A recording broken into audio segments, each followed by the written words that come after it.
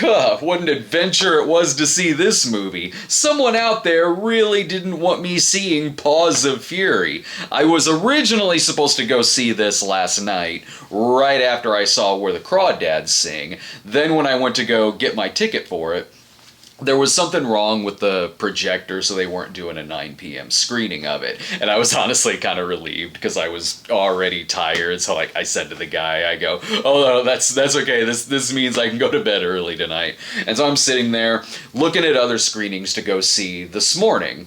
And at my regular theater, the times didn't line up that conveniently because originally I was going to see Paws of Fury and then Mrs. Harris Goes to Paris.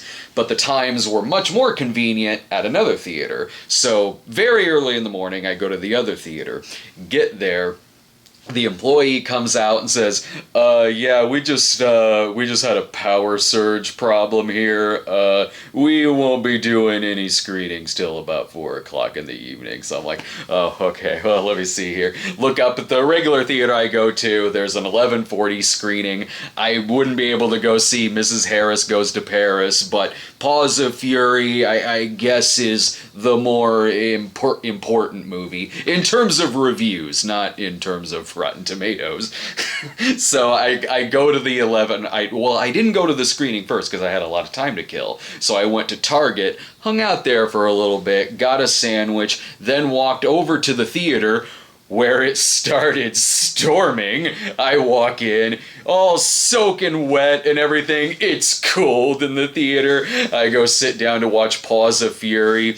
Now, if I had seen it yesterday, it would have been like an empty theater. I think even way early this morning at the other theater, it would have been empty. This one, though, jam-packed with not just kids, but kids running around and being very noisy. I may have moved to the front row of this theater. You ever try eating a chicken salad sandwich in the front row of a movie theater? It's not easy. So I'm sitting there like, okay, it's starting. I can finally see Paws of Fury. And then there was a short in front of it. Oh my god, just start this movie. Is this part of my training? Whew. So, was it worth it to go see Paws of Fury, The Legend of Hank? Let's find out. Here's a clip.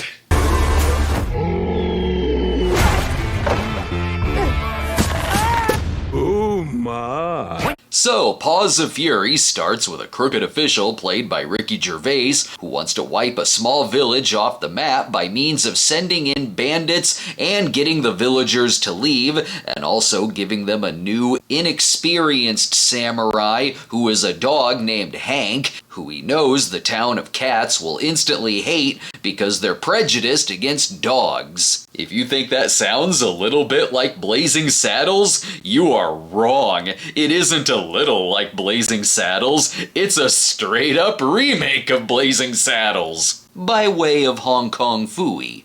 Not only does Mel Brooks serve as an executive producer, but he's also a credited writer, probably because it uses some of the same lines, and he's also in the movie playing a character not unlike Governor Lepitomane. So I guess that answers whether Blazing Saddles could be made today. You just gotta make it a kid's cartoon about a dog.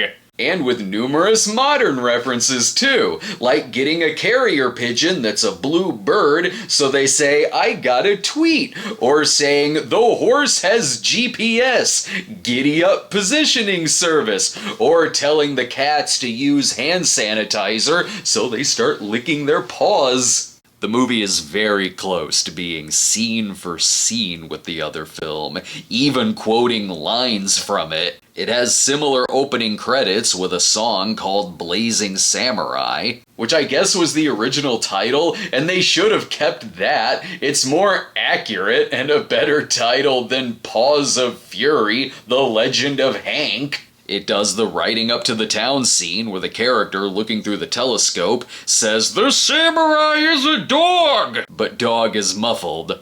It has Mongo punching a horse. When Hank saves the day, there's townspeople thanking him but doing it in secret. Instead of Jim, it's Jimbo. There's no Lily Von Stupp, but there is a club called Lily's that he just goes to do a generic animated movie club dance scene. But while it may have been a headache going to see this movie, it's not bad, nor is it that great either. Unfortunately, with it being a kids movie, there's bad kids movie tropes, like there being an annoying kid character forced into it. There's some funny gags in it. I like when they use smoke signals that spell out words. And much like in Blazing Saddles and other Mel Brooks movies like Spaceballs, there's a lot of meta humor here. And some of that works, like having a projector that shows only flashbacks. I like how their telephones are just a lot of characters standing in a line playing telephone.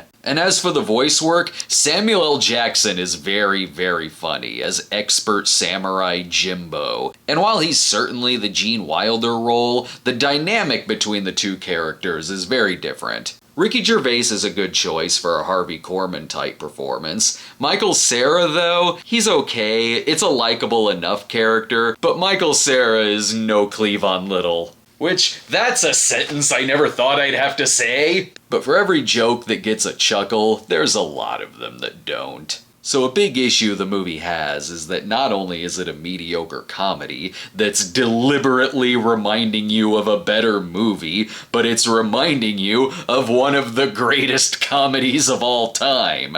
The only reason I can think of to watch it is maybe out of curiosity, or if you're having a double feature with this and the Black Bart TV pilot. Other than that, just watch Blazing Saddles. I know it was predicted I'd give this movie a D, and I understand why. I won't go that low, though. For the chuckles I got, and for Samuel L. Jackson's performance, and the balls to try to do something like this, I'll give it a C. I'll say this too, with it being a kids movie Blazing Saddles, you definitely expect them to do the fart gag, and they do, and it's one of the gags that kinda works here. Alright, thanks for watching everyone. I'm gonna wipe the chicken salad off of my shirt, and be sure to check out the day's other review on Where the Crawdads Sing, and I'll see you next time.